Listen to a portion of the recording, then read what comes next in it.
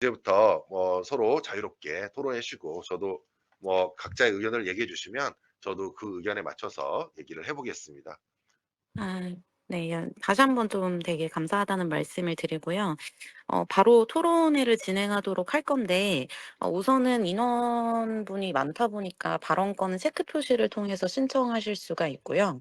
예 여러분이 동시에 신청하신 경우에는 신청하신 순서대로 발언권을 드릴 예정인데 이 연사님의 이제 답변을 주셔야 되는 부분은 여러분의 발언 순서와는 또 별개로 토론 중간중간 적절한 시점에 진행이 될 수도 있어서 이 점은 참고 부탁드리고요. 일단은 외부에서 연사님을 어렵게 모셔온 만큼 건강하고 좀 생산적인 토론회가 될 수 있도록 여러분의 적극적인 협조를 부탁드리겠습니다. 네. 혹시 네. 눈표범님 말씀 부탁드릴게요.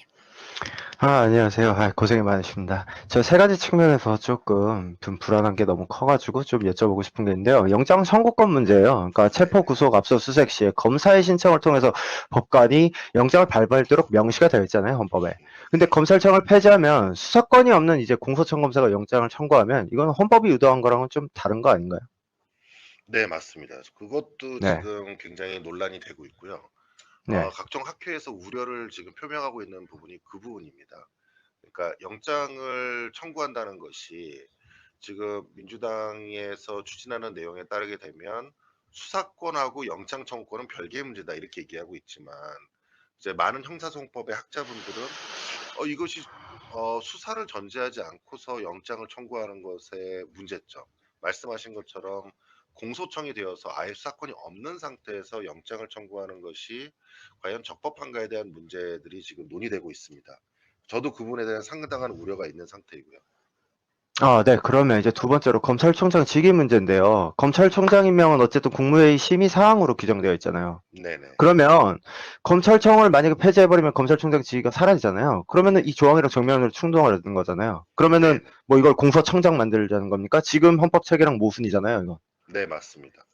네. 그것도 지금 굉장히 문제이고요. 이미 그게 국회의 법제사법위원회에서 이 수사권 지금 수사 기소 분리와 관련된 법 제안에 대해서 연구를 했고요. 그거에 대한 보고서가 나와 있습니다. 그 보고서에서 헌법에 위반된다. 공소청장이라고 하는 부분이.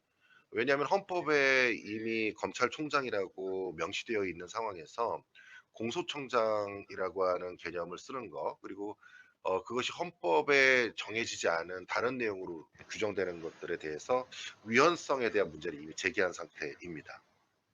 네, 마지막인데요. 이제 네. 삼권 분립이 그러면 약화될 수밖에 없다고 생각하거든요. 어쨌든 국수위는 그 국무총리 직속이잖아요. 네네. 그러면은 이게 국무총리가 수사기관을 통제하면 이건 사실상 행정부가 사법기능을 장악하겠다는 거고, 그럼 권력 분립 원칙이 무너진다는 건데 이게 중국식 공안 통치 아닙니까? 사법권의 독립성이 헤쳐지잖아요. 이러면. 저도 이제 그게 굉장히 심각한 문제라고 생각을 합니다. 네. 그러니까 결국은 국무총리 산하에서 이런 어떤 통제가 이루어질 수 있다라는 것이고, 특히 국가수사위원회라고 하는 조직이 중수청, 국가수사본부, 고위공직자범죄수사처 요 세 개의 핵심 수사처들을 모두 조율하고 감독하는 기능을 가지게 됩니다. 굉장히 무서운 일이라고 저는 생각을 하고요. 만약에 이렇게 되었을 때에 만약에 공직자 범죄 수사처에서 정말 어떤 고위공직자를 수사를 하는 과정에서 이 부분에 대해서 갑자기 국무총리가 당신들 수사하지 마. 이거 중수청으로 넘겨. 이럴 수도 있다는 거거든요. 이렇게 됐을 때에는 우리 권력 분립의 원칙에 반할 뿐만 아니라 말씀하신 것처럼 거의 중국 공산당에서나 있을 만한 그런 일들이 벌어질 수 있다는 우려가 있습니다. 네. 그러면 이게 차라리 프랑스식으로, 그러니까 어쨌든 헌법 개정은 장기적인 과정이기 때문에 지금 뭐 그렇게 시급한가? 저는 솔직히 모르겠거든요. 그 프랑스처럼 검사 인사권 독립을 해가지고 정치적으로 중립성을 좀 확보할 필요가 있다고 생각하는데 수사 지휘권도 부활해서 네. 뭐 검찰의 직접 수사는 좀 축소하고 사법경찰한테 지휘권을 좀 주고 이렇게 해가지고 효율성을 유지하면 되잖아요. 네. 그게 더 나은 대안 아닌가요? 프랑스식으로 가는 게? 저도 그거에 굉장히 동의하는 바입니다. 그리고 네. 저는 이제 수사권을 직접 수사만 안 하면 되는 것이지 수사의 지휘, 그다음에 그걸 통해 통제하고 말씀하신 것처럼 어떤 검사의 독립 이런 것들을 통해서 어 정치권의 어떤 그 유불리에 따라서 이 수사기관이 흔들리지 않도록 제도적 장치를 만드는 것이 중요하다. 저는 그렇게 생각합니다.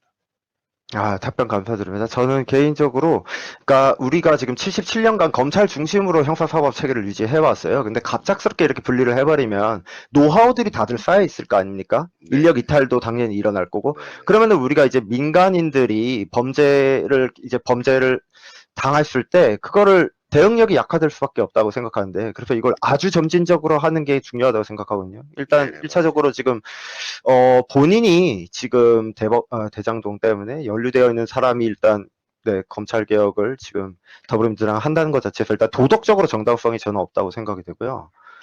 예, 좀 그래서 뭐 이론적으로 장점이 있을 수도 있겠으나 굉장히 더 우려가 된다라고 생각을 합니다. 맞습니다. 뭐 제가 한 말씀 네. 덧붙이면은 어쨌든 검찰 개혁이라고 하는 건 국민을 위해서 이루어져야 되는데 지금 현재 이재명 대통령이나 과거의 그 인사들 이런 분들에 대한 주요 인사들에 대한 수사를 하나의 기준점으로 놓고 거기가 수사가 너무 과했기 때문에 또는 그 수사 과정에서 어떤 문제가 있었기 때문에 검찰 개혁이 필요하다. 이런 식으로 나아가게 되면 국민을 위한 검찰 개혁이 아니라 특정인과 특정 세력을 위한 검찰 개혁으로 오해받을 수 있기 때문에 지금 필요한 거는 각 국민들이 지금 이 현재의 국민들의 수사 상황을 파악하고 어떤 수사 상황에서 어떤 인권 침해 문제가 발생하고 있는지 또 어떤 수사에 남용이 있는지 이런 것들을 국민의 입장에서 좀 판단을 해서 그 사례를 분석해 가지고 개혁의 방향을 잡아야 된다. 저는 그렇게 생각을 합니다. 네, 감사합니다. 저는 또 영장 청구권이 그 자체로 막강한 강제력이라고 생각을 하는데, 네. 그 권한은 이 수사를 책임지는 검사에게만 허용돼야 된다고 생각을 해요. 그래야 권력 남용의 가능성이 최소화될 수 있다고 생각하는데, 이걸 굳이 지금 뜯어 고치겠다고 하는 게 좀 저는 타당치 않다 생각합니다. 네, 동의합니다. 네, 감사합니다. 네. 고생하셨습니다. 네. 그다음에 좀 현필님 말씀해 주시면 될 것 같아요. 일단 변호사님 말씀 잘 들었는데요. 네네. 일단은 아까 처음에 그렇게 말씀하신 것 같아요. 검찰 개혁의 방향성에는 찬성을 하지만 지금 뭐 과정에 있어서 찬성하지 않는다. 그러니까 그 이야기는 검찰 개혁은 일단 해야 된다라는 어떤 인식을 가지고 계신 건가요? 네, 맞습니다. 네, 근데 제가 오늘 그 변호사님 말씀 들으면서 제가 조금 이제 의문이 생겼던 거를 몇 개를 좀 한 4가지 네. 포인트로 말씀을 네네. 드려볼게요. 말씀하십시오. 첫 번째는 지금 검찰 개혁을 한다고 이제 동의를 하신 것 자체도 그 네. 출발점 자체는 모두가 이제 동의를 할 것 같아요. 여태까지의 기소와 공소 요지가 공정하지 않았다라는 현실 인식이거든요, 사실은. 네. 그러니까 지금까지도 사실은 계속 제 변호사님은 앞으로 그렇게 될 것이다, 걱정이 된다라고 하셨지만 지금까지도 검찰이 수사하고 기소하고 독점까지 하면서 제대로 하지 않았기 때문에 지금 개혁 논의가 시작이 된 거고요. 네. 특히 아까 약자만 기소하게 될 것이고 강자는 기소하지 못하게 될 것이다라고 말씀하셨는데 네. 여태까지도 권력자 재벌은 봐주고 사회적 약자만 기소되는 불공정한 구조가 반복이 되어 왔기 때문에 국민적으로 이거는 개혁이 필요하다는 인식이 생긴 거거든요. 거기서부터 우리가 시작을 해야 왜 그런 과거에 있었던 제도와 비교를 해서 얼만큼 더 나빠진다. 이 말씀은 죄송하지만 안 하신 것 같아요. 그러니까 지금까지 잘 안 되고 있으니 새로운 시도를 하지 말자라는 건 아니잖아요, 변호사님도. 그 얘기는 뭐 기존에 잘 안 되었으니까 뭔가 고쳐야 되는데 고치는 방향성이 조금 문제가 있다, 과정이 문제가 있다 이 말씀하셨는데 그러면은 여태까지보다 그게 더 나쁜 것인지 아니면 그래도 더 나아질 가능성이 있는 것인지에 대해서는 좀 의문이 있거든요. 거기에 대해서 어떻게 생각하시나요? 일단 제가 말씀드리고 싶은 거는 물론 검찰이 개혁돼야 되는 이유도 있고 또 그 계기도 본인들 스스로 만든 점도 있어요. 그런데 이제 아까 제가 약자와 강자 얘기한 부분과 관련돼서는 그래도 지금까지 검찰은 그래도 이재용 부회장도 구치소에 들어가고요. 이재명 대통령도 수사를 받았고요. 그다음에 각종의 권력자들, 그다음에 각종의 재벌가들 다 수사를 받았습니다. 근데 그 수사를 한 것들을 다 보시면 다 검찰이 한 겁니다. 그러니까 검찰의 수사에 대해서 문제점 제기할 수 있죠. 그렇지만은 어쨌든 막강한 힘을 가지고 있는 사람 또는 막강한 방어력을 가지고 있는 사람들에 대해서도 공정하다 뭐 이렇게까지는 아니더라도 적어도 처벌받을 수 있다라는 것을 국민들에게 인식시켜 줄 수는 있었습니다. 그런데 이제 이미 공수처법이 시행되고 나서 보시면은 공수처법에 의해서 지금 수사나 기소가 되고 있는 고위공직자가 거의 없습니다. 그리고 실제로 기소된 게 없고요, 거의. 그래서 이미 작년까지만 해도 기소된 게 한 건인가 두 건밖에 없었던 것처럼 실질적인 수사가 이루어지지 못하고 있어요. 그렇다고 해서 검사나 경찰이 수사할 수 있느냐? 수사하려고 그러면 공수처에서 자기네들이 가져가려고 한단 말이죠. 그 권한이 없다라고 하기 때문에 그 부분 때문에 결국은 실질적인 권력자들 또 우리가 정말 청렴해야 되는 고위 공직자들에 대한 수사가 제대로 안 이루어지고 있는 부분이 있습니다.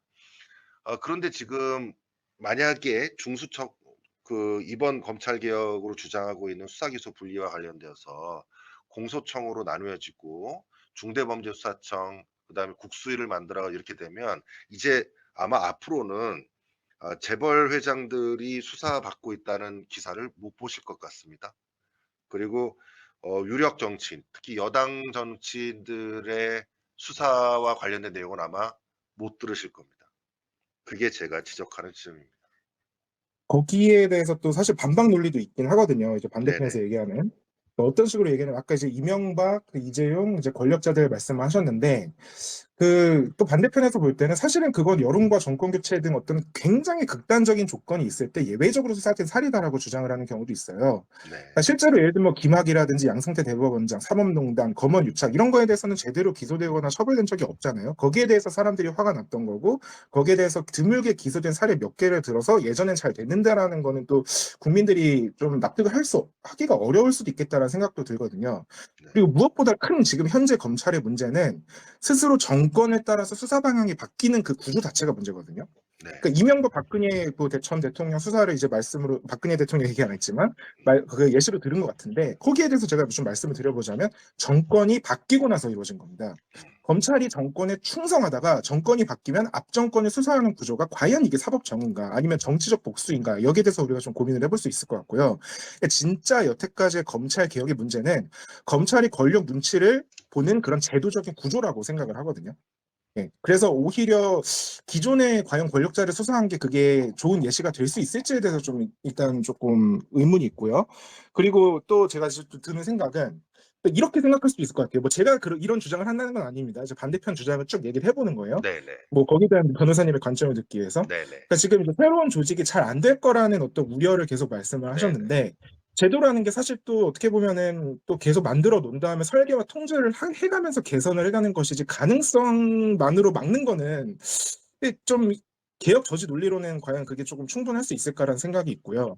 그리고 중수청이 생기면 뭐 그 정치권이 그런 식으로 뭐 장악되고 뭐 그렇게 될 거라는 주장이 있지만 지금의 검찰 역시 방금 제가 말씀드렸듯이 정치적 독립성 논란에서 자유롭진 않거든요. 네. 그래서 과연 새로운 수사청이 기존보다 잘할 것이냐 잘 못할 것이냐에 대해서는 조금 더 좀 많은 고민이 필요하지 않을까. 그 개혁신당이시잖아요. 거기서 네네. 맞습니다. 개혁신당에서 조금 더 이제 과거와 비교해서 어떤 점이 문제가 있다라는 거를 확실하게 국민들을 납득시킬 수 있는 논리가 있어야 되지 않을까라는 좀 그런 생각이 듭니다. 왜냐하면 이거는 반대편 입장에서 볼 때는 또 이런 사례 저런 사례를 저처럼 가져오면서 충분히 이게 논파할 수 있는 또 가능성이 네네. 있거든요. 네네. 그러니까 말씀 주신 것처럼 검찰이 그렇게 어떤 정치적으로 굉장히 휘둘려 왔던 거 그렇기 때문에 검찰 개혁이 이루어져야 된다고 저도 생각을 하는 거고 그 부분에 대한 생각은 저는 동의를 하는 거거든요. 그런데 이제 검찰이 그렇게 흔들린 건 맞는데 지금이 개정되려고 하는 새로운 조직들이나 이런 내용들은 더 흔들리게 만들어 놨기 때문에 반대하는 거예요. 그러니까 예를 들어 검찰이 흔들릴 정도였는데 지금 여기에 중수청, 국가수사본부, 고위공직수사처를 모두 관할하는 국가수사위원회를 통해서 아예 이 세 개의 수사청들을 독립적으로 흔들 수 있는 국가수사위원회를 만들려고 하기 때문에 그게 이제 굉장히 우려된다는 것입니다. 우리가 뭐 솔직히 이제 뭐 여기 토론이긴 하지만은 저도 이제 실무에서 변호사 생활을 하고 많은 사람들 정치권에서 보면 경찰들은 지금도 총경을 승진하기 위해서 굉장히 정치권에 줄을 대려고 노력을 많이 해요. 검사들이 이 정치권의 영향을 받는 것보다 굉장히 더 심한 것으로 저는 피부적으로 느껴요. 그러기 때문에 저는 이런 부분에 대한 우려를 더하는 거예요. 국가수사위원회가 국무총리실 산하에 있게 되고 결국 국가수사위원회가 각종의 업무 협의, 조정, 관리 감독의 권한을 갖게 되면 결국 이 국가수사위원회를 통해서 각종의 중수청, 국수본, 고위공직자 범죄수사체의 인사 부분에도 개입하게 될 것이고 그 영향력을 가지고 결국은 중수청에서 수사하는 수사관들도 흔들릴 수밖에 없거든요. 그러니까 이런 부분들에 대한 걱정과 우려는 충분히 예측이 가능하니까 그렇다 그러면 이왕 검찰 개혁을 하려면 정말 검찰 개혁을 하면 안 될까? 정말 국민들한테 도움이 될 만한 검찰 개혁을 해주면 안 될까? 그게 지금 제가 말씀드리고 싶은 겁니다. 그래서 그런 우려를 최소화시킬 수 있는 제도적 방안이 가능한데 그런데 왜 그런 걸 선택하지 않고 이렇게 무리하게 그것도 추석 전에 무조건 통과시키겠다 이렇게 하면서 사실 법의 내용들이 체계도 없고 엉터리로 되어 있는데 그렇게까지 무리하게 하느냐 이제 그런 것들을 전 지적하는 거죠. 그 되게 좀 좋은 말씀을 네, 해주셨는데 좀 이런 식으로 저는 이게 뭐 그냥 뭐 일개 시민으로서 좀 건의를 네네, 드리자면 이런 식으로 접근해도 좋을 것 같아요. 그 예전에 공수처 한다고 했었잖아요. 문재인 네, 전 정부 네네, 때. 근데 그 공수처를 이제 뽑는 방식이 누가 봐도 현 정권 그때 당시에 현 여당에 유리한 방식으로 뽑는 방식이었단 말이에요. 네네 그러니까 맞습니다. 그게 충분히 방금 그 정말 여태까지 기존의 방식보다 훨씬 더 우려가 될 만한 상황의 그런 제도를 네, 만드는 게 한눈에 보였고, 네, 그리고 심지어는 그 검수완박 이야기도 현 정권에 유리하게 돌아갈 때는 사실은 그냥 이렇게 홀딩하고 있다가 갑자기 정권이 바뀌고 나자마자 검수완박 확 해버린다고 하면서 뭐 법안 내고 난리 났었잖아요. 네네 맞아요. 의도가 있단 말입니다. 누가 네, 봐도. 그럼 그 의도가 어디에 있는지, 그러니까 예를 들면 이렇게 딱 포인트별로 정리를 해주시면 국민들이 이해하기 참 좋을 것 같단 말이죠. 그러니까 뭐 예를 네네, 들면 아까 공수처 같은 경우는 네, 몇 명을 여당에서 뽑는다. 네, 이게 그 다수결로 여당의 입김이 들어갈 가능성이 많은 제도다. 이런 식으로 딱 보여주면 좋을 것 같아요. 그러니까 네네, 지금 현 그 바꾸는 방식이 이 방식이 있는데 이거는 숨은 의도가 이거다라는 식으로 이제 포인트 한 세네 개 정도만. 네네, 그러면은 얘기하기도 훨씬 편할 것 같고 그런 생각이 좀 들었습니다. 예, 네, 감사합니다. 알겠습니다. 아, 네네. 윤표범님 체크 표시해 주셔서 표범님 말씀해 주시면 될 것 같아요. 아, 네. 저는 이게 정치적 중립성 문제가 항상 한창 문제인데, 이걸 권한을 왜 박탈하는 식으로 하는지 잘 모르겠어요. 임명 절차를 조금만 개선을 해가지고 부당하게 개입만 안 하게 하는 방식으로 해결할 수 있지 않나요? 그리고 제가 좀 이해가 안 되는 건 수사 기소는 동전의 양면 같다고 생각을 해요. 분리될 수 없다라고. 유기적인 과정이라고 생각하거든요. 네네, 그러니까 예를 들면 좀 강력 범죄들 중에 뭐 좀 고도의 그런 전문성이 요구되는 범죄들 있잖아요. 부패 네, 범죄라든지 뭐 네, 공직자, 뭐 경제 사범들. 그러니까 이렇게 복잡하고 중대한 범죄 같은 경우에는 수사 초기 단계부터 되게 뭐 법리적인 검토가 되게 중요하다 생각하고 또 증거도 판단을 되게 그게 짬에서 나온다고 생각하거든요. 저는 그게. 네네, 그러니까 이게 이런 수사 역량을 좀 보존을 해야 되는데 이거를 왜 수십 년 동안 지금 축적돼 있는 이런 역량을 완전히 박탈하는 식으로 하는지 잘 모르겠고요. 제가 가장 의문이 든 건 이거예요. 그러니까 공소청 검사한테 영장 청구를 준대. 알겠어요. 그러면 수사도 안 한 사람이 어떻게 강제 처분의 필요성을 입증을 해요? 그리고 그러니까 말입니다. 수사 주체랑 청구 주체가 다르면 책임은 누구한테 기속되는 거죠? 그렇죠. 그게 이게 문제라는 본질이라고 거죠. 봐요. 네, 예. 그러니까 이렇게 생긴 책임 없는 권력은 그러니까 누굴 위한 거냐는 거죠. 네. 여기 생각 그, 좀 여쭙고 싶습니다. 네. 네. 말씀하신 그게 지금 본질적인 지금 의문이고 특히 지금 이 논의에서 저희가 가장 중요시 해야 될 핵심적인 내용이라고 생각합니다. 그러니까 수사와 기소 분리라고 하는 이 막연한 생각 이것이 약간 좀 왜곡돼 있습니다. 국민들한테 수사와 기소를 마치 완벽히 분리할 수 있는 것처럼. 그러니까 이것이 그리고 굉장히 어떤 선에 해당되는 것처럼 인식을 그렇게 시키고 있는 것으로 보여지는데 사실 말씀하신 것처럼 수사와 기소는 완벽하게 분리가 불가능합니다. 그러니까 어 지금 여당 내에서 자꾸 이거를 추진하는 사람들에서는 뭐 해외의 대부분이 수사와 기소가 엄격히 분리돼 있다고 하는데 그런 수사와 기소 분리는 없습니다. 그러니까 검사가 애당초 수사를 아예 못하고 아예 증거 수집을 못하게 하는 곳은 극히 없고요. 거의 몇 개 없고 대부분의 우리가 얘기하는 선진 국가들 독일, 영국, 미국 다 검사가 관여를 할 수 있게 되어 있습니다. 그러니까 미국도 중대범죄는 대배심 제도를 통해서 기소를 한단 말이에요. 그럼 그때 그 대배심을 통해서 증거 수집하는 과정은 누가 하느냐? 다 검사가 합니다. 그러니까 검사가 중요범죄 사건에서 증거를 수집하고 꼼꼼하게 해서 증거를 제출해서 기소를 시키도록 하는 것이 중요한 사법적 절차에서의 정의이거든요.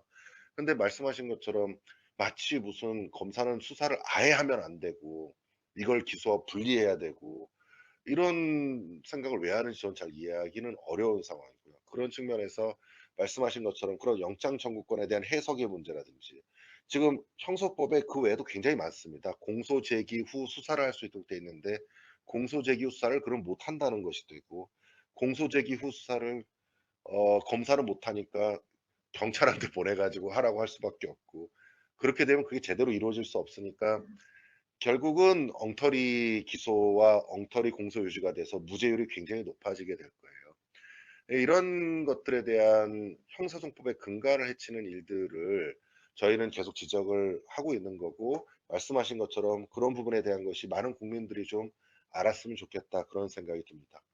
아, 네. 그러면 저는 이건 마지막으로 요것만 좀 네네. 여쭤보고 고견 듣고 물러나겠습니다. 그러니까 책임의 분산은 저는 책임이 실종되는 거라고 생각을 해요. 예를 들어서 만약에 수사기관이 불법한 방법으로 정보를 수집했다고 칩시다. 그럼 그거를 바탕으로 또 영장 청구만 공소청 검사가 했어요. 그럼 문제가 발생하면 수사기관에서는 청구 우리가 안 했다고 할 거고, 그럼 공소청에서는 우리는 수사를 몰랐다고, 이 상황이 와요. 그러면 누구도 책임지지 않는 구조가 돼버리거든요. 네, 그러니까 분산된 책임은 법적 구조랑 정당성 자체가 무너진다 생각해요. 실무적으로 불가능할 것 같다 생각합니다. 그러니까 영장 청구는 형식적인 행위가 아니잖아요. 수사자를 직접 검토하고 강제 처분이나 이런 필요성, 이런 비례성 이런 걸 검토하고 나서 법적 판단을 하는 거잖아요.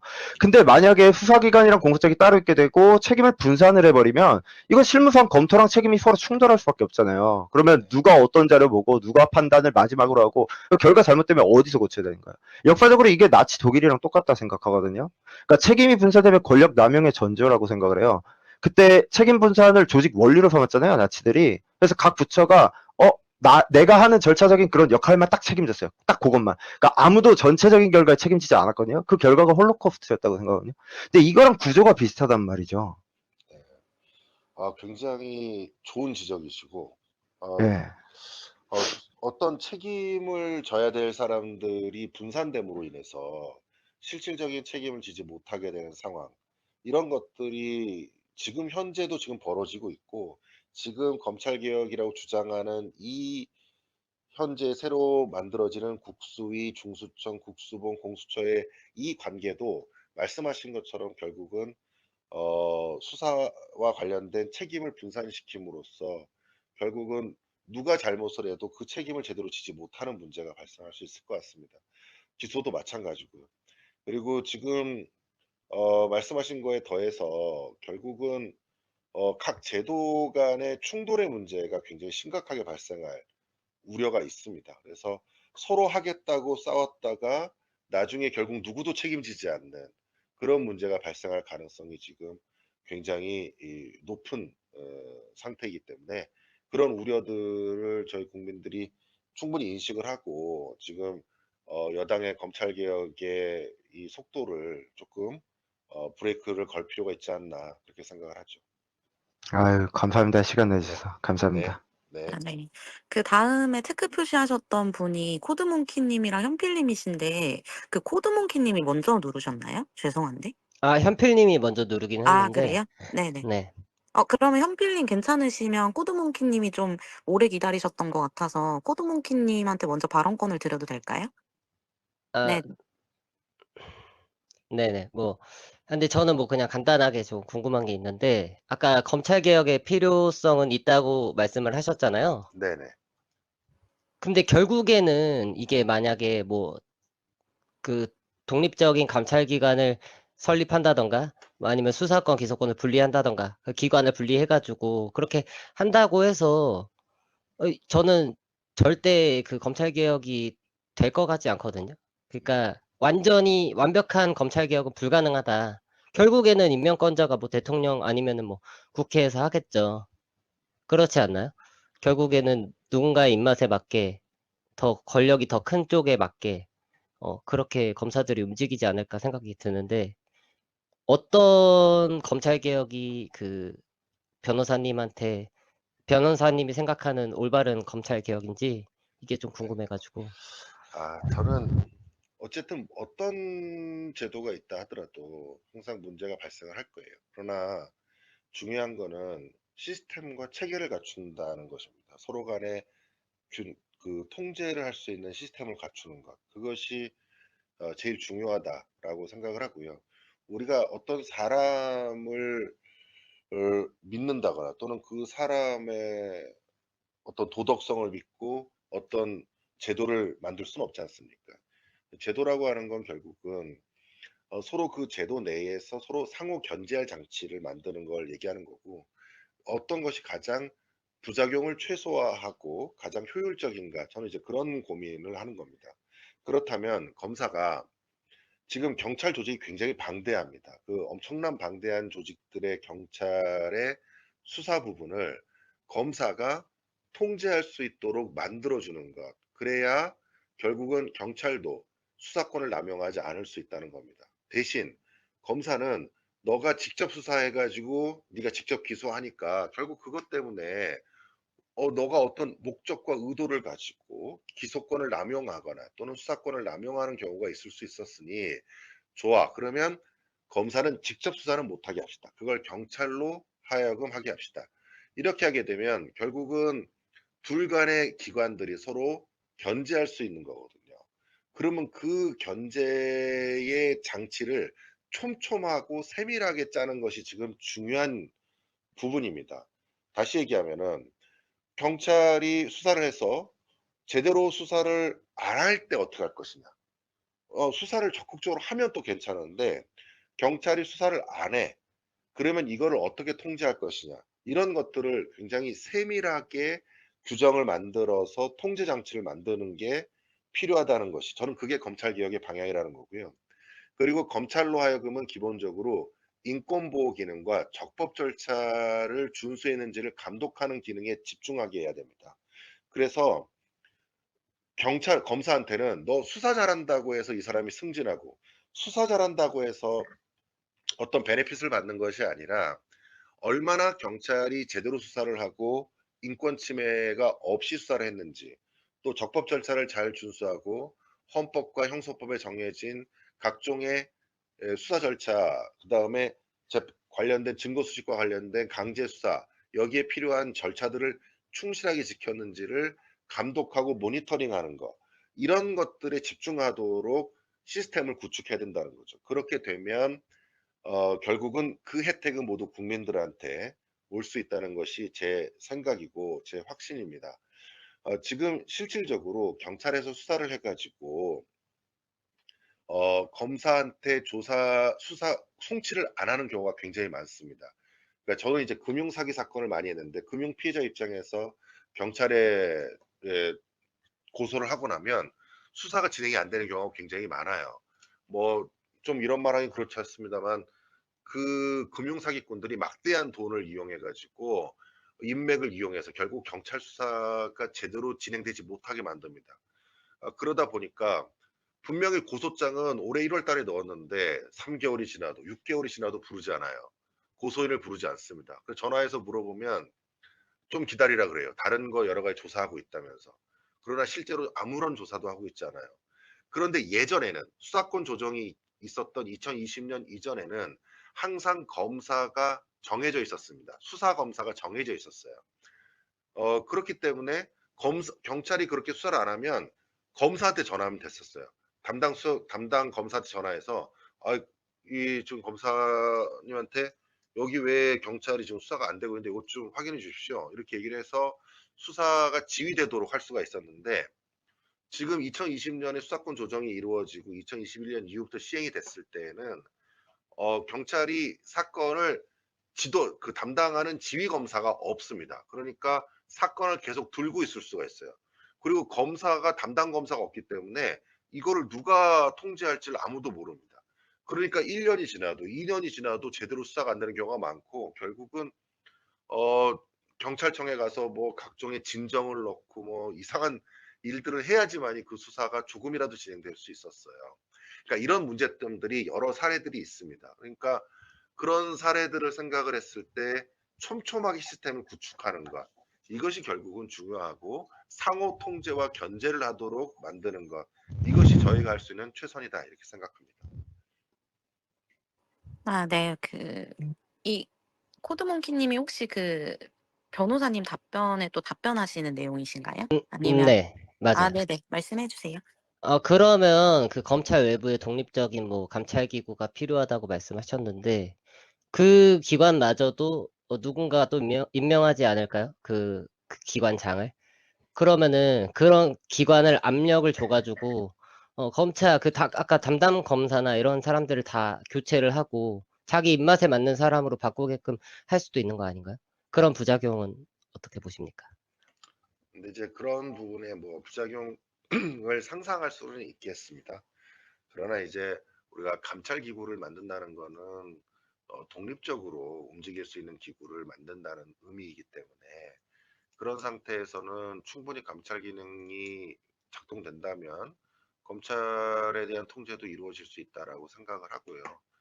이미 그리고 공수처법에서 공수처가 검사를 수사할 수 있도록 돼 있습니다. 근데 이제 아까 말씀드린 것처럼 제대로 지금 수사가 제대로 못 되고 있는 거, 이런 부분들이 있는 것이죠. 그러니까 결국은 제도의 문제라기보다는 그 제도가 촘촘하고 세밀하게 그리고 논리적이고 체계적으로 만들어지지 못했기 때문에, 또 하나는 현실과 일치하는 제도, 현실의 상황을 반영해서 만들어진 제도가 아닌 경우에는 그 제도가 실질적으로 기능을 실현하지 못합니다. 그래서 결국은 여러 가지 문제점이 발생을 하는 거죠. 그러나 만약에 지금 현실에 있는 제도, 현실에 있는 상황을 구체적으로 판단하고 그리고 구체적으로 조사한 후에 그에 맞는 제도를 구성한다고 한다면은 얼마든지 상호 통제와 견제의 기능을 충실히 할 수 있도록 할 수 있다는 것이 제 생각이고 제 확신이다 이렇게 다시 한번 말씀드립니다. 네, 답변 감사합니다. 아, 네. 현필님 말씀해 주시고 그다음에 안님한테 바로 한번 드릴게요. 네. 현필님 말씀해 주세요. 네. 네. 저는 두 가지 포인트 좀 얘기를 해보고 싶은데요. 이제 첫 번째는 아까 해외살이 얘기가 나왔었고, 네, 두 번째는 이제 경찰이라는 비대한 조직에 이제 전위경 폐지되고 나서 이제 12만인가요, 경찰이? 그보다 더 뽑았는지 모르겠는데, 경찰이 힘을 주는 거, 이 두 가지 포인트에 대해서 좀 이야기를 해보고 싶은데, 첫 번째는 해외살이에요. 그러니까 이게 이제 일반 지금 국민들이 지금 문제의식은 이거죠. 아까 저희가 계속 공유하고 있었던 기존 검찰이 문제가 있었기 때문에 검찰의 개혁을 해야 된다. 근데 어떻게 개혁을 할 것이냐. 근데 이제 한국은 어쨌든 간에 정책을 얘기할 때는 항상 해외사례가 나오면 국민들이 좀 납득을 하는 경향이 있거든요. 근데 제가 이제 알기로는 해외 중에 80% 이상이 사실은 수사권과 기소권을 분리하지 않고 있는 걸로 알고 있어요. 네, 그쵸? 맞습니다. 맞죠? 네. 이제 그런 정보들을 좀 이렇게 잘 포인트로 정리를 해서 좀 이렇게 어쨌든 정치는 일종의 프로파간다라고 생각을 하거든요. 네네. 제가 볼 때는 현재 보수 진영에서 그런 거를 좀 잘 못하고 있다라는 생각이 들고, 또 만약에 이제 어쨌든 그 해외 사례 중에서 80% 이상이 분리를 하지 않고 있다라고 얘기를 할 테지만 또 반대편에서는 이런 논리가 나올 수 있거든요. 우리나라는 아까 변호사님 말씀하신 것처럼 대륙법계를 따르고 있기 때문에 대륙법계인 독일과 프랑스 같은 경우에는 굉장히 나름 분리를 하고 있는 나라잖아요. 네. 물론 독일은 이제 뭐 분리랑 협업이 좀 가능한 형태고, 네. 프랑스 같은 경우에는 강한 분리가 있고 다만 수사판사가 있다고 알고 있어요. 네네. 어떤 중대한 문제에 있어서는 네. 이제 그런 식으로 이제 가는데, 과연 우리가 그러면은 이게 독일 형식을 따를 것인가, 프랑스 형식을 따를 것인가, 아니면은 독일 형식을 따르면 어떤 문제가 있고 프랑스 형식을 따르면 어떤 문제가 있고, 혹은 뭐 지금 자세히는 모르겠어요. 저도 지금 최근 검찰 개혁이 어떤 방향으로 가고 있는지는, 저는 공수처에서 멈춰 있는데, 그러면은 지금 독일과 프랑스와 다른 어떤 포인트의 검찰 개혁을 하려고 하고 거기에 어떤 문제가 생길 거라는 그런 거를 저희 좀 이렇게 좀 자세히 알았으면 좋겠다는 거죠. 시민 네네. 입장에서는. 특히 이제 이런 어떤 법 전문가시고 또 정치권에 있는 분들이 그런 걸 제가 볼 때는 그 진보 진영에서 잘해요. 그 잘 모르는 내용들도 딱 그 A4 용지 한 페이지에 그 마치 그 CEO들한테 갖다 주듯이 그거를 다 국민들한테 다 뿌리거든요. 네. 출처까지 해가지고. 그러니까 거기에 이제 보면은 굉장히 나는 지식을 가지고 있다고 착각을 하고 거기에 근거를 가지고 이제 시민들끼리 토론을 할 때 막 이렇게 얘기를 하는 경우가 많은데, 보수 진영에는 없어요. 혹은 너무 과하거나 네. 스카이데일리처럼. 그쵸? 이제 그런 거에 좀 얘기 좀 잘 정리된 어떤 자료가 있었으면 좋겠다. 간단하게 네네. 표로. 네네. 뭐 그런 게 하나 이제 제 그 좀 드리는 건의사항이고, 두 번째는 경찰한테 힘을 줄 때 어떤 문제가 생길지에 대해서 조금 강조를 했으면 좋겠다라는 생각이 있어요. 저는 어 사람들이 잘 좀 우리나라 국민들이 잘 모르는 게, 경찰이 어떤 면으로는 검찰보다 훨씬 더 내부 결속력이 강한 조직이거든요. 굉장히. 네네. 네. 네. 그래서 과연 그 경찰한테 힘을 줬을 때 어떤 방식으로 작용할 것인가. 그리고 이게 진짜인지 아닌지 모르겠지만, 예전에 그 수사권 기소권 처음 분리했을 때 이런 현상이 있었다고 하더라고요. 이건 저는 그냥 친구 변호사한테 네. 그냥 술 마시다 들은 건데, 뭐 그 공짜 그 법상담을 경찰 갑자기 엄청 늘어났대요. 네. 그러니까 경찰이 안 하던 수사를 하게 되니까 전문성이 없으니까 이게 약간 돈 내고 하기 싫으니까 무료 법상담을 막 그렇게 하더라. 네. 이게 진짜인지 아닌지는 모르겠습니다. 네. 가짜 뉴스일 수도 있어요. 근데 네. 정말로 그런 현상이 있다면, 그런 거는 정치권에서는 그게 맞는지 아닌지 파헤치고, 그런 현상이 있다면 그런 거는 프로파간다로 이용을 해야죠. 물론 경찰이랑 좀 척을 질 수도 있겠지만, 그러면 그건 뭐 잘 베네피시랑 코스트를 해보시면 될 것 같고. 근데 문제는 이런 게 하나도 없다라는 거예요. 지금 보수 진영에서는. 네. 보수 진영에서는 그냥 검찰 개혁하면 뭐 진보 니들끼리 해먹자는 거지, 요런 어떤 인식만 있고, 왜 그런지 어떤 근거가 있는지 딱딱 범주화돼서 지금 사람들이 얘기를 그 지식으로 갖고 있지 못하다는 얘기입니다. 네. 기존에는 많이 그 뉴스에서 본 게 있기 때문에 아까 뭐 저처럼 얘기를 많이 할 수 있어요. 뭐 기존 정부에서 어땠고 저쨌고. 근데 과연 바뀌는 지점에서 어떤 게 진짜 문제인가, 거기에 대해서 좀, 그 네. 건의사항입니다. 이건 뭐 질문이 아니라. 네네. 말씀하신 것처럼 그 부분에 대해서 너무 사실은 이 검찰 개혁을 약간 이미징을 국민들을 약간 속이는 방향으로 하고 있는 부분이 있어요. 말씀하신 것처럼 검사가 수사하는 경우는 없다는 등 뭐 이런 식의 내용들이죠.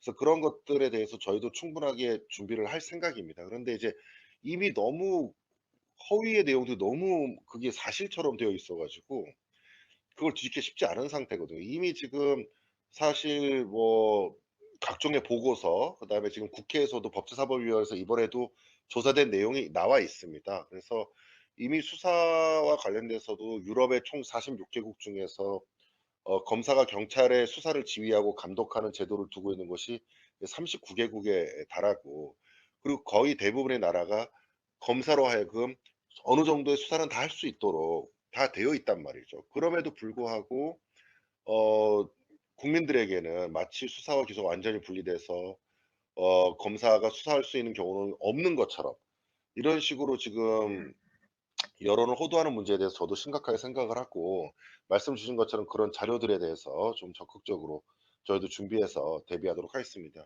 또 하나 두 번째로 그리고 말씀해 주신, 네네. 말씀해서 경찰, 죄송합니다. 예. 네네. 경찰과 관련된 문제점이나 이런 부분들에 대해서도 좀 적극적으로 저희도 알리려고 얘기를 하고 있는데, 이게 너무 검찰을 악마화하는 것이 이미 프레임이 씌워져 있다 보니까 마치 경찰은 순수 선인 것처럼 이렇게 지금 씌워지는, 이렇게 이미지화되는 경향이 있습니다. 근데 저희도 그래서 경찰의 문제점을 계속 지적을 하고 있고, 지금 경찰은 실질적으로는 말씀하신 것처럼 처음에 수사권 조정이 되고 나서 경찰에게 수사가 너무 몰린 거예요. 그래서 경찰이 막 중구난방으로 수사를 하다가 어느 순간에 경찰이 수사가 포화가 돼 버렸습니다. 그래서 더 이상 수사를 할 수 없는 상태에 놓여 버렸어요. 그래서 그때 초기에 거의 고소를 하게 되면 사건이 뭐 최소한 5-6개월 있다가 또는 막 1년씩 걸리고 2년씩 걸리는 그런 이제 부작용이 발생을 했고, 실제로 경찰들은 수사 부서를 기피하는 현상이 발생을 했습니다. 그래서 경찰들이 "수사를 하지 않겠다. 난 수사 부서는 지원하지 않겠다." 이렇게 이제 하게 되면서 오히려 이제 경찰 쪽에서 일선 경찰분들은 "이 수사권 조정 때문에 나만 힘들고 이거 굉장히 안 좋다. 뭐 내가 월급이 오른 것도 아니고."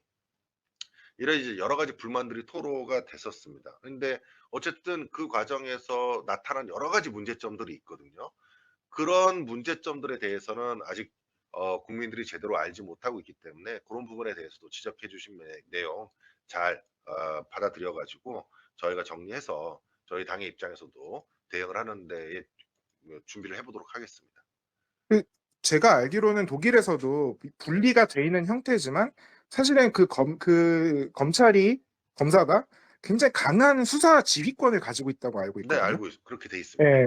근데 지금 형사법에 마치 그렇게 돼 있습니다. 네. 예, 마치 바뀌는 검찰 개혁에서는 경찰이 완전히 독립해서 경찰이랑 검찰이 사이가 되게 안 좋습니다. 뭐 다들 아시겠지만 서로 뭐 진짜 완전 뭐 견원지간인데 지금은 검찰이 이제 공고하게 그 위계가 있었기 때문에 그 근데 과연 지금 바뀌는 상황이 평등하게 가자마 이런 걸로 좀 방향성이 돼 있는 것 같더라고요. 과연 그게 정말 그런 해외 사례가 있는지 저는 못 봐서 적어도 네.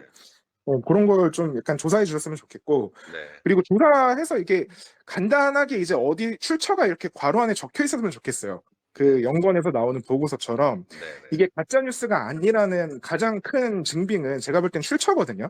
네. 네. 뭐 이렇다 저렇다라는 게 아니라 네, 정치권에서 그럼요. 주는 예. 출처가 다 네. 있죠. 저희도. 네. 그래서 이제 시민들이 접하는 자료에서도 네. 그런 좀 쉽게 접했으면 좋겠고 그런 거를 네. 네, 출처가 있었으면 좋겠고 뭐 그런 네. 알겠습니다. 잘 준비해서 그렇게 하겠습니다. 아, 네네. 안님 좀 오래 기다리신 것 같은데, 안님 이제 발언해 주시면 될 것 같고요. 안님 다음에 이제 눈포범님? 네, 다시 말씀해 주시면 될 것 같아요. 아, 네, 안녕하세요. 제가 생각하는 요번에 이재명 정부에서 검찰 개혁안의 문제점이라고 제가 생각하는 부분은 이 개혁안 자체에 비가역성에 있다고 생각을 하거든요. 그러니까 설령 그런 어떤 뭐라 해야 되지? 사회적인 문제 인식, 그러니까 중립성 문제에 대한 거라든지 뭐 권한 남용 우려, 뭐 편향성, 정치 편향성 같은 그런 실질적으로가 축적된 문제가 있다고 경험적으로 전제하고 받아들인다고 하더라도 이 개혁안 자체가 비가역성이 굉장히 명확하다고 생각을 해서 만약에 아까 제가 말한 검찰 개혁이 필요하다는 전제를 받아들인다 하더라도 그럼에도 불구하고 검찰 폐지 자체보다는 대안들, 그러니까 쉽게 말하면은 제도적인 통제 수단, 그러니까 가역적이고도 점진적인 수단으로 해본 다음 그래도 안 됐을 때 비가역적인 수단을 시도해봐야 되는 것이 아닌가에 대한 의견이 있고요. 그리고 하나 더 제가 생각하는 거는 실질적으로 아까도 얘기가 나왔지만 책임이나 수단 같은 거를 완전히 단절시키는, 그러니까 수사권과 기소권이 기능적으로 연결돼 있음으로 인해 가지고 구조화가 되어 있는데 그거를 단절시킴으로써 인해 가지고 실질적으로 올바른 결과를 귀결내기가 어려워질 수밖에 없는 상태를 비가역적으로 만드는 것에 대한 문제의식이 있습니다. 네. 말씀하신 그게 이제 제가 지금 문제의식을 가지고 있는 부분이에요. 그러니까 수사와 기소를 완벽하게 분리할 수 없음에도 불구하고 그거를 전제로 모든 논의를 진행을 하다 보면 결국은 형사정법에서 쭉 절차적으로 정립해왔던 여러 가지 이론이나 또는 그 이론을 통해서 형성되었던 판례들이 완전히 흔들리게 되는 결과를 초래할 수 있거든요. 그러니까 그런 부분들이 말씀하신 문제점이고 그런 부분들을 좀 적극적으로 개진을 해서 개혁의 방향이 제대로 될 수 있도록 하는 게 중요할 것 같습니다. 그렇다면 그러니까 이제 제가 드리고 싶었던 질문은 네네. 그런 중립성 확보를 위한 그러니까 그런 비가역적이지 않은 시도로서, 그러니까 중립성을 위한 구조적 통제 장치로서는 대표적으로 뭐 해외 사례가 될 수도 있고 해외 사례가 아니지만 지금 생각할 수 있는 대안책으로는 어떤 게 있을지 궁금합니다. 저는 어쨌든 검찰은 아까 얘기했듯이 상호 견제가 결국은 중립성을 강화할 수 있다는 생각을 하고 있어요. 그러니까 결국은 검찰은 경찰을 통제할 수 있고 경찰은 검찰을 통제할 수 있는 상호 견제의 구조와 시스템, 이것이 결국은 중립성을 강화하는 핵심적인 요소가 된다고 보고, 그리고 검찰의 기소와 관련되어서 특히 수사와 관련되어서 정치권의 영향을 차단할 수 있는 차단막을 쳐줘야 됩니다.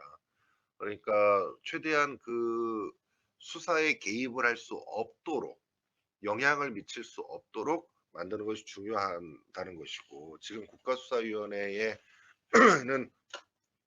지금 11명의 국수위 위원을 만들겠다고 돼 있고, 굉장히 교묘하게 11명을 한 이후에 6명을 결국은 여당에서 모두 선임할 수 있도록 되어 있기 때문에 결국은 6명이 선임이 되면 과반수가 되어서 무조건 모든 걸 통과시킬 수 있게 돼 있습니다. 그러니까 이렇게 된다는 것이 결국은 구조적으로 중립성을 해야 하는 문제가 있기 때문에 이 점을 계속 비판하고 있는 것이고요. 그래서 그러면 결국 네, 죄송해요.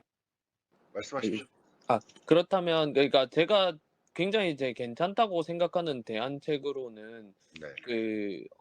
그러니까 이게 아마 독일인가 프랑스인가 정확하게는 생각이 안 나는데 그 주요 정치 사건에 대해서 그 뭐라 해야 되지? 기소심의위원회 같은 거를 마련을 해가지고 시민이라든지 전문가의 의견을 또 물어서 기소 여부를 프랑스 검토하는. 얘기하신 거네요. 그런가요? 네. 프랑스입니다.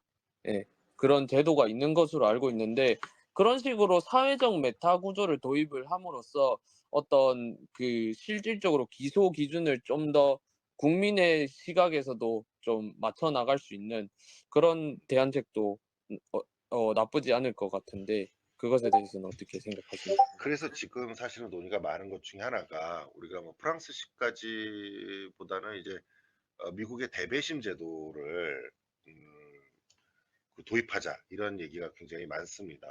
그러니까 대배심이라고 하는 게 결국 그랜드 주얼이라고 해가지고 우리 배심원들 이렇게 일반인들을 모아서 배심을 만들고 거기에 검사가 대배심을 통해서 사건을 설명하고 기소의 필요성을 얘기하고 증거 수집의 필요성을 얘기하고 그 법원의 판사의 힘을 빌려가지고 증거를 모아서 결국은 기소에 이르는 그런 과정을 거치거든요. 그러니까 이런 제도들도 저희는 굉장히 필요하다고 생각을 하고 몇 가지 그렇다고 해서 모든 사건을 대배심으로 할 수는 없습니다. 저희가 사건의 수가 굉장히 많고 뭐 지금 처리해야 되는 사건의 수가 굉장히 많기 때문에 일선에 있는 지금 현재 시스템이 만약에 그런 방식으로 어떤 국민의 어떤 의사를 반영하는 방식으로 됐을 때에는 아마 거의 기소가 제대로 이루어지기 어려워질 수 있습니다. 이제 그러니까 이런 것들을 잘 조율을 해야 되거든요. 그러면 어떤 사건들에 한정해서 그렇게 할 것인가? 굳이 그런 어떤 중립성과 통제가 많이 필요 없는 사건들이 있지 않습니까? 특히 뭐 우리가 음주운전이나 이런 것들은 이미 수치화 정량화돼 있고 이미 처음에 했을 때 어느 정도 벌금이 나오고 이런 것들이 다 정해져 있을 수 있기 때문에 그런 것들의 경우에는 굳이 우리가 이런 것들을 얘기할 필요가 없고 통제와 관련된 부분들을 정말 이 대한민국에 있는 수사와 관련되어서 말씀하신 것처럼 중립성 뭐 이런 것들이 필요한 제도적 통제가 필요한 것들을 영역을 잘 구분지어서 괜찮은 제도들을 도입한다 그러면 굉장히 긍정적으로 생각해 볼 수 있다. 저는 그렇게 생각합니다. 네, 감사합니다. 아, 네네. 네, 윤표범님 말씀해 주시고 아마 윤표범님 발언권을 좀 마지막으로 해야 될 것 같아요. 시간상 네, 저희가 한 6시 20분쯤 마무리하는 거로 생각을 하고 있어가지고 네네 말씀해 주세요. 윤표범님. 네. 이 누추한 곳에 귀한 분이 오셨는데 시간 감사드리고요. 그러니까 저는 공익적인 기능이 검찰에 있는 것 중에 가장 중요한 게 한 사건에 대해서 어쨌든 수사 그리고 기소 그다음에 이제 사법 조치 청구까지 일관적으로 이렇게 수행할 수 있잖아요. 근데 이런 일관적으로 실행력이 이제 가장 강력한 수단이고 이게 우리가 가진 제도적인 우월성이라고 생각하거든요. 근데 이게 좀 현실적인 문제를 좀 질문을 드리고 싶어요. 우리 민간인들한테, 이 국민들한테 가장 중요한 문제니까요. 그러니까 공소청, 수사청, 법무부, 뭐 경찰 뭐 이런 식으로 기능이 분산되면 대표적으로 피해 아동 사례에서 긴급하게 보호 명령을 청구를 하고 또 학대했던 그 부모님에 대한 즉각적인 친권 상실 청구도 해야 되고 그러면 이제 사법경찰이 뭐 권한을 남용했었을 때 사법 통제권 행사 뭐 등등등 이런 모든 기능이 어쨌든 여러 기관에 의해서 협의를 거쳐야 되고 승인을 받아야 되고 또 이송 이런 식으로 체계가 전환되잖아요. 이 기능은 살아 있어요. 근데 기능은 너무 지연되잖아요. 네. 이 문제에 더 어떻게 생각하시는지. 네. 이제 그런 문제도 지금 굉장히 우려가 되는 부분인데요. 그 부분에 대한 보완이 꼭 필요합니다. 그러니까 이번에 검찰 개혁을 진행함에 있어서도 이 각 기능이 분산됨으로 인해서 또 각 기구가 분리됨으로 인해서 긴급하게 이루어져야 될 것들이 여러 단계로 거쳐야 되는 불합리가 발생할 수 있습니다. 그러면 정말 필요한 약자들, 피해자들, 또 아까 말씀하신 보호 처분이라든지 이런 것들이 제대로 이루어지지 못하게 될 수 있고 신속하게 이루어지지 못하게 되면 결국은 그 제도의 기능과 의의를 잃게 되거든요. 그러니까 이런 것들을 신속하게 할 수 있도록 뭔가 체계적으로 제도화 시켜야 되는데 그 제도화 시킴에 있어서 말씀하신 것처럼 수사와 기소, 그다음에 공소유지 꼭 이것이 답은 아닙니다. 이거를 검사가 모두 일률적으로 내가 수사하고 내가 기소하고 내가 유지한다. 꼭 그럴 필요는 없다고 저는 생각을 하고요. 수사는 경찰이 수사를 하고 검사가 통제를 하고 그다음에 경찰이 수사를 하면서 필요한 보호 처분을 검사에게 청구하면 검사가 즉각 보호 처분을 내리거나 결정을 내려줄 수 있도록 하고 대신 검사는 수사하는 과정에 있어서 계속 관여할 수 있어야 된다라는 게 이제 제 입장인 거고요. 그 관여를 계속 지속적으로 함으로 인해서 향후 공소가 제기되었을 때 공소 유지에도 연결될 수 있다라고 저는 생각을 합니다. 그래서 이제 모든 사건을 동일하게 수사와 기소, 공소 유지가 다 유지될 필요가 없다고 생각을 하고요. 특정 사건과 그다음에 각 사건의 특성에 따라서 개별적으로 구분해서 봐야 될 문제이고 말씀하신 그런 어떤 체계적인 또는 신속한 처분이 필요한 것들에 대해서는 각 기관들 간의 그 어떤 뭐라고 표현하면 좋을까요? 뭐 원스톱 체계 또는 그 안에서 시스템적으로 신속하게 이루어질 수 있는 기능을 만드는 것은 뭐 불가능하지 않다. 충분히 가능하다고 생각을 합니다. 저는 그 부분이 가장 문제라고 생각하는데요. 이런 제도적인 어떤 무게중심이 사라지면 결국에는 형식만 남잖아요. 예를 들면 이런 공공선이라는 건 이 권한의 무게중심이 사라지면 언제나 그냥 절차 속에만 매몰되잖아요. 여러 기관으로 흩어지면 어쨌든 각 기관은 책임지고 싶지 않으니까 누구든지 그렇죠. 그럼 법적 범위만 자꾸 따지게 될 거고. 그러면 전체 우리 국민의 공익을 위해서 책임지고 판단하지 않게 되잖아요. 그럼 공익은 사라지지 않지만 누구도 그걸 또 지키지 않게 되거든요. 그러니까 제도를 이렇게 해체하면서 기능의 보존을 주장하는 건 모순이라고 생각되는데 어떻게 생각하시나요? 제가 이제 그것도 아까도 말씀드렸다시피 제가 굉장히 동의하는 부분이에요.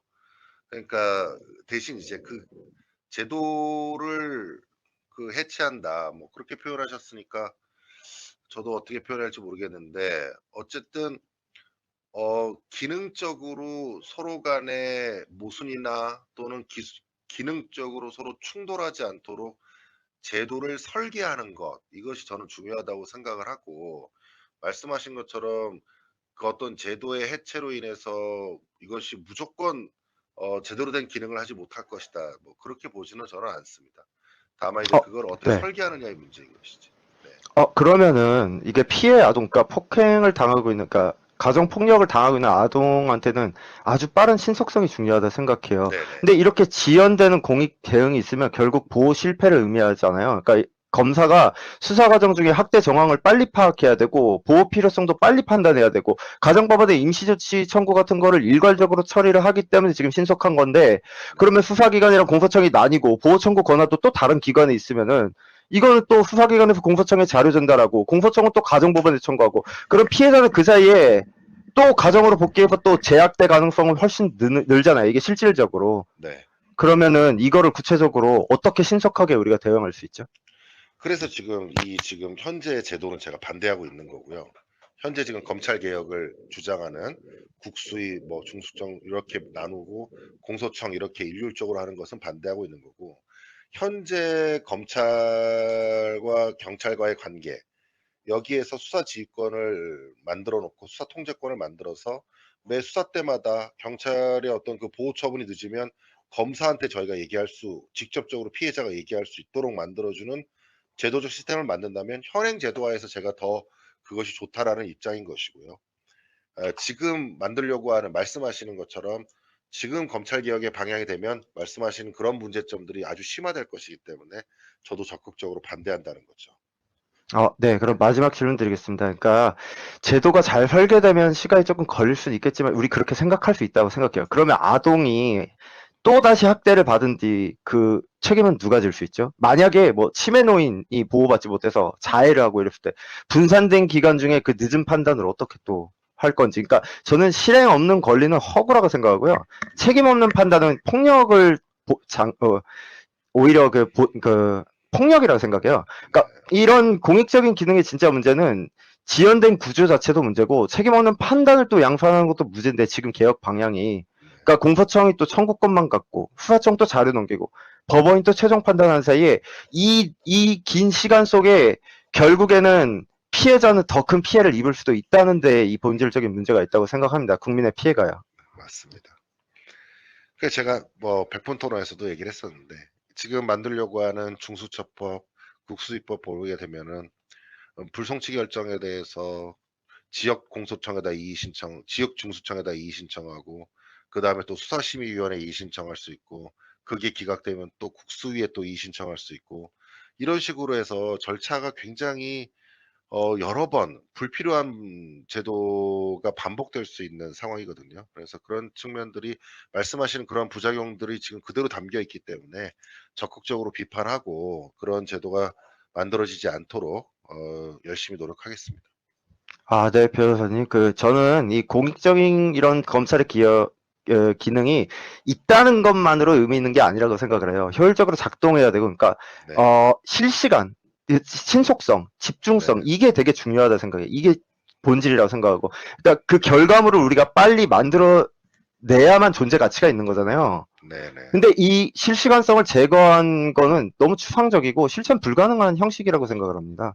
그래서 현실에서는 우리가 이런 국민의 이런 공익을 지키기 위해서는 속도랑 책임으로 실현을 해야 되지 지금 방향성으로는 법적으로 딜레이 될 것이고 결국에는 우리는 수많은 피해를 입는 국민을 양산할 거라고 생각을 합니다. 네, 동의합니다.